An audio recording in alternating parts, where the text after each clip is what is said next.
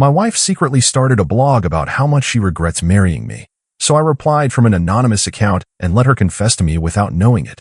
I'm Connor, 34 years old, and honestly never thought I'd be posting something like this, but here we are. I guess sometimes life throws you a curveball so twisted you have to share it with strangers on the internet just to make sure you're not losing your mind. My wife Nia is 32, and we've been married for 6 years, together for 8. We met in college, both studying engineering, and honestly it felt like we just clicked, you know? She was this brilliant, funny woman who could debate quantum physics 1 minute and make terrible puns the next. I thought I'd hit the jackpot. The girl who could solve differential equations faster than anyone in our class but would also spend an hour explaining why pineapple belongs on pizza with the passion of someone defending their doctoral thesis. Everything started falling apart about 3 months ago, and I had no idea it was coming. Nia had been acting different lately, more distant, always on her laptop claiming she was working on some freelance projects, which wasn't unusual since she's always been ambitious. The girl literally coded mobile apps for fun in college, so her being glued to her computer wasn't new. But something felt off. She'd close her laptop the second I walked into the room, and her phone was suddenly password protected after 6 years of us knowing each other's codes. The weird part was she seemed almost relieved when I wasn't around. Like when I'd leave for work in the morning, she'd practically bounce out of bed the second my car pulled out of the driveway. I started coming home for lunch sometimes just to surprise her with her favorite Thai food from that place downtown, but she always seemed annoyed, never happy to see me. Like I was interrupting something important, but she could never explain what. Then there was the whole therapy suggestion thing. Nia randomly brought up couples counseling one night over dinner, said she felt like we were growing apart and maybe we needed professional help to reconnect. I was confused because honestly, I thought we were fine. Sure, we weren't newlyweds anymore, but who was after 8 years together? We had our routines, our inside jokes, our comfortable silences. I didn't realize comfortable had become code for dead inside. Looking back, there were other signs too. She stopped asking about my day at work, stopped sharing funny stories from her job at the tech company. She used to come home excited about some breakthrough she'd made or some ridiculous bug she'd finally squashed, but lately she'd just say work was fine and disappear into her home office. She stopped wearing the perfume I bought her for Christmas, started buying different shampoo that smelled nothing like the vanilla one I loved. She even changed her coffee order from her usual caramel macchiato to black coffee, like she was trying to be a different person. The discovery happened completely by accident. I swear I'm not some creepy husband who goes through his wife's stuff. I was looking for our tax documents on her laptop while she was at her book club thing. We needed our W-2s for our accountant, and Nia handles all our financial documents because she's way more organized than me. Her browser was still open, and there were like 15 tabs up. Most were work-related, GitHub repositories, Stack Overflow discussions, the usual developer stuff, but one caught my eye. WordPress dashboard, the married mistake. My heart stopped. The married mistake? What the hell was that? I clicked on it thinking maybe it was some article she was reading for research or something. Maybe she was helping a friend with a website. Nope. It was a blog. A blog with the tagline, "One woman's journey through the biggest mistake of her life," with this minimalist black and white theme that looked professionally designed. The most recent post was titled, "Why I Stay When Every Cell in My Body Wants to Run," and guys, I'm not exaggerating when I say reading it felt like getting hit by a truck. She wrote about how she married her college boyfriend because it seemed like the responsible thing to do. How she convinced herself that stability and companionship were enough. How she wakes up every morning feeling trapped in a life that doesn't fit her anymore. But here's the really messed up part, she was good at it. Like really good. The writing was beautiful and heartbreaking and honest in a way that made me realize I didn't know my wife at all. She had 12,000 subscribers and hundreds of comments on every post. People were relating to her story, calling her brave for sharing something so personal. Women were thanking her for putting their own feelings into words, saying they felt less alone reading her posts. I spent the next 4 hours reading every single post, going back 8 months. There were posts about how she fantasizes about being single again, about how she sees couples fighting in public and feels jealous because at least they still feel something about each other. She wrote about how our sex life had become mechanical, how she fakes enthusiasm because she doesn't want to hurt my feelings. About how she lies awake at night wondering what her life would have been like if she'd been brave enough to stay single. One post called "The Sunday Morning Ritual" detailed our weekend routine and how much she secretly hated it.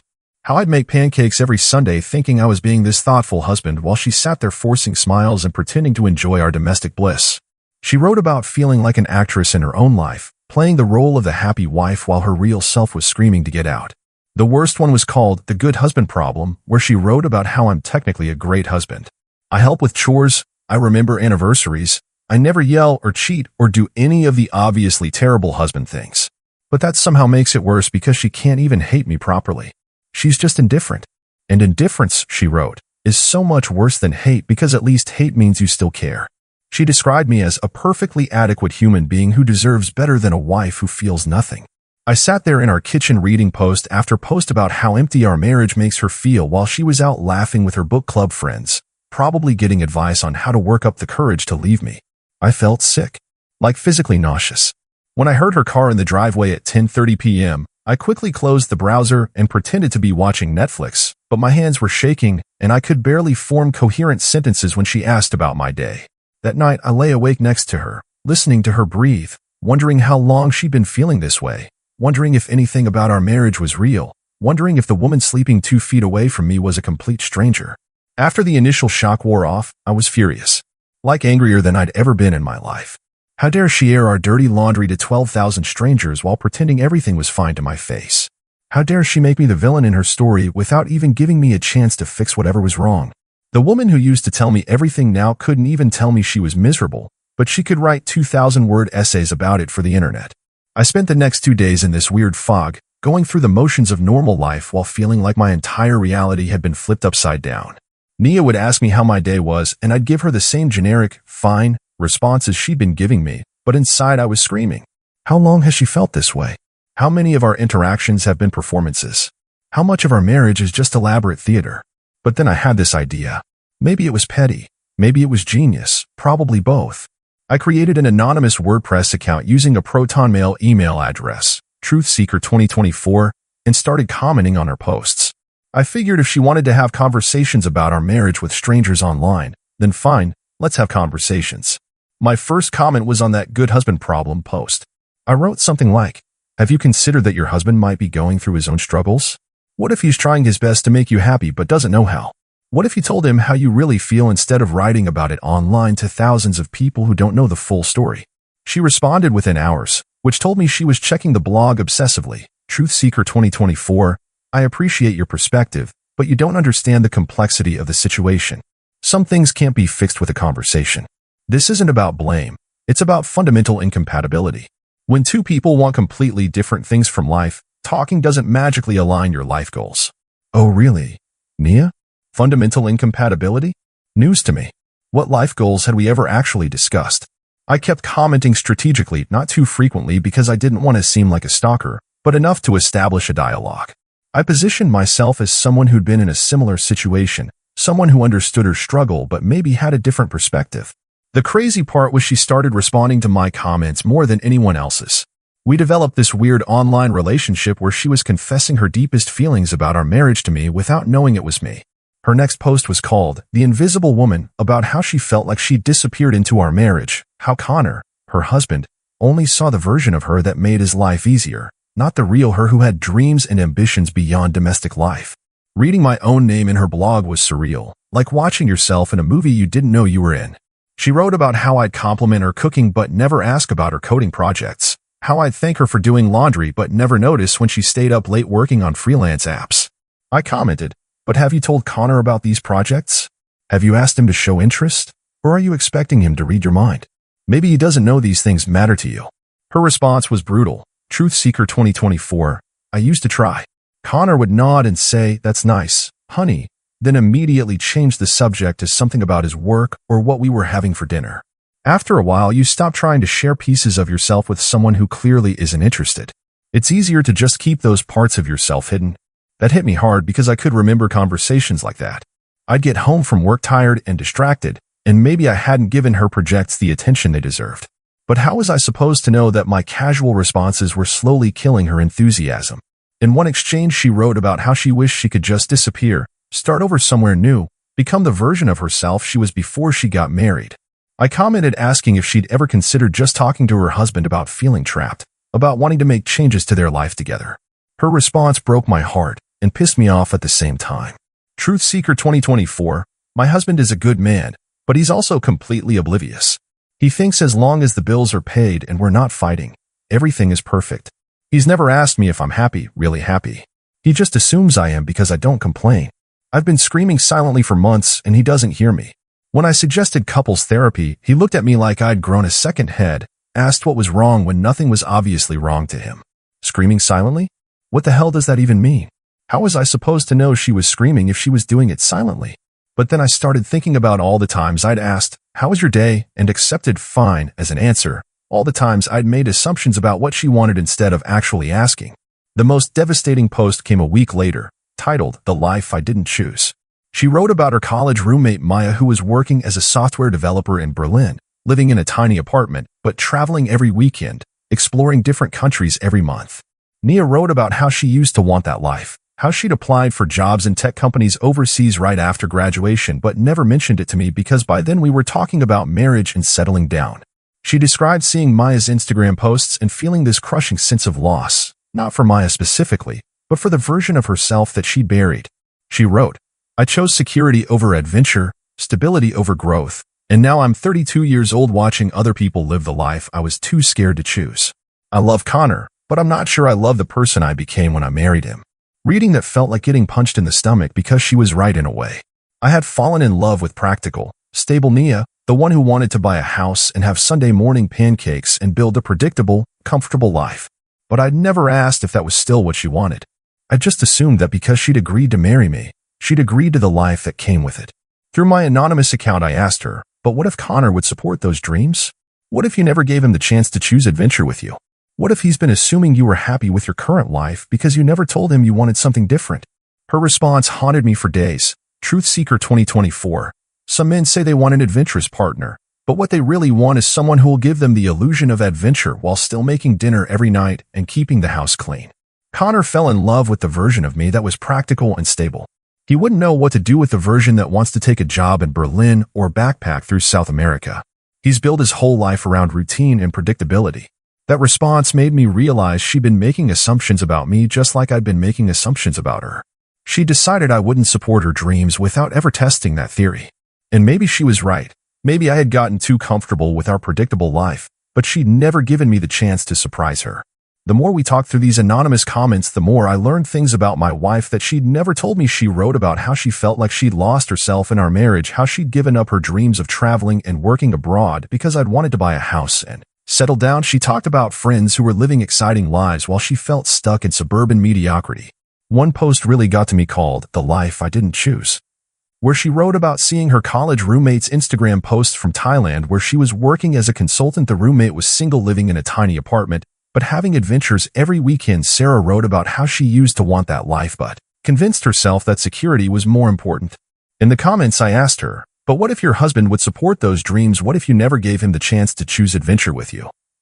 Her response, Truth Teller 47. Some men say they want an adventurous partner, but what they really want is someone who will give them the illusion of adventure while still making dinner every night and keeping the house clean. My husband fell in love with the version of me that was practical and stable. He wouldn't know what to do with the version that wants to backpack through Europe or take a job in another country.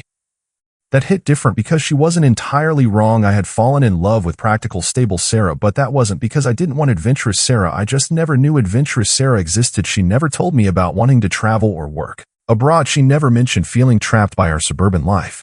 The most brutal post was called "Faking It Until You Can't Anymore," where she detailed how she'd been pretending to be happy for so long that she'd forgotten what actual happiness felt like. She wrote about lying in bed next to me every night feeling like she was suffocating, about how she'd started working late just to delay coming home, about how she'd cry in her car sometimes before walking into the house and putting on her wife mask. Reading that post, I realized I'd been living with a stranger for months, maybe years. The woman making small talk over breakfast, asking about my day, kissing me goodbye every morning. That wasn't really my wife. That was just a performance she was giving while her real self was dying inside. The breaking point came when she posted about being ready to tell me about Austin and ask for a separation.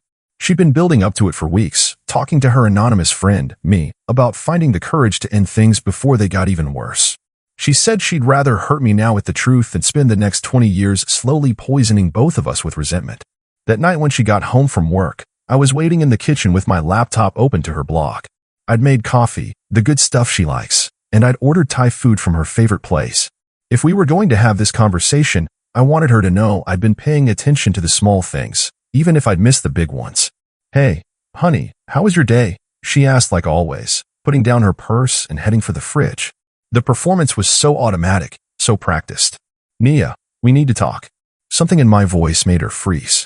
She turned around slowly, and I could see her trying to read my expression. Is everything okay? I turned the laptop around so she could see the screen. The married mistake. Really? The color drained from her face completely. She just stood there staring at the screen like she was seeing a ghost, her mouth opening and closing without any sound coming out. For a moment, I actually felt sorry for her. She looked terrified. Connor, I can explain. Can you? Because I've been reading this for 3 months, trying to figure out when exactly you decided our marriage was the biggest mistake of your life. She started crying immediately, not the gentle tears you see in movies but ugly, desperate sobbing. Her whole body was shaking. I never meant for you to find it. I just needed somewhere to put all these feelings. I didn't know how to tell you. So you told 12,000 strangers instead? I was trying to figure things out, she gasped between sobs. By calling me oblivious and boring and everything that's wrong with your life? She collapsed into the chair across from me, still crying. That's not what I meant. That's not, God, Connor. I never wanted you to read those things. Then what did you mean, Nia? Because your anonymous friend Truth Seeker 2024 here has been trying to understand your perspective for months. Her head snapped up so fast I thought she might get whiplash. The look of pure horror on her face was almost comical if it weren't so tragic. What? Yeah, surprise. That was me commenting on every post, asking you questions, trying to get you to talk to your actual husband instead of the internet. She put her head in her hands and started sobbing even harder. Oh God, Connor. No. Please tell me you're joking. Oh, I'm not joking. So when you told Truth Seeker 2024 that your husband was oblivious and wouldn't understand your need for adventure, you were telling me. And when you said you'd rather hurt me now than spend 20 years resenting me, you were asking me for permission to leave. She looked up at me with mascara running down her face, and for a moment I saw the woman I fell in love with in college, vulnerable, real, not performing for anyone. I'm so sorry. Are you? Sorry you wrote it, or sorry I found it. There was a long pause where she just stared at me, probably trying to figure out which answer would hurt less. Finally, she whispered, both. And that's when we had our first real conversation in months, maybe years. Not the surface level, how was your day stuff, but actual feelings. She told me about feeling invisible in our marriage, about how she'd stopped bringing up things that mattered to her because I always seemed to have practical reasons why they wouldn't work. She talked about the Austin job offer, which was real, by the way, and how she'd been planning to take it without even discussing it with me because she was so sure I'd shoot it down. I told her about feeling like I was walking on eggshells around her lately, about how her distance had made me question everything about our relationship. I admitted that maybe I had gotten too comfortable, too focused on stability and routine. I told her about all the times I dismissed her suggestions without really considering them, how I turned into the guy who found problems instead of solutions. You want to know something crazy? I said. I've been just as miserable as you have. I just didn't realize it until I read your blog. We've both been going through the motions, pretending everything was fine when we were both dying inside.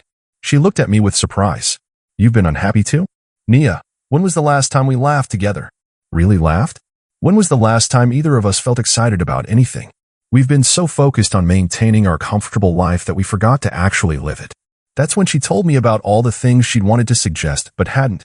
Weekend trips to cities we'd never visited, cooking classes, learning a new language together. Hell, even just trying new restaurants. She kept a list in her phone of ideas for us, things she thought might bring back some spark, but she'd never mentioned any of them because she was afraid I'd find reasons to say no. I asked to see the list. There were 47 items on it. 47 ways she'd thought of to reconnect with me, and she'd never mentioned a single one because she convinced herself I wouldn't be interested. Looking at that list broke my heart because half of those ideas sounded amazing to me. What if we tried one of these every week? I suggested. What if we committed to saying yes to new experiences, even if they scare us or seem impractical? She looked at me like I'd grown a second head. You'd really want to do that? Nia, I'd rather fail trying to make you happy than succeed at making you miserable. And honestly, I think I need this as much as you do. I've become someone I don't recognize, and I don't like him very much. We talked until 3 a.m. that night. We talked about the Austin job, which it turned out I wasn't opposed to at all. My company had remote work options, and the idea of living somewhere new actually excited me once I got past my initial panic about logistics.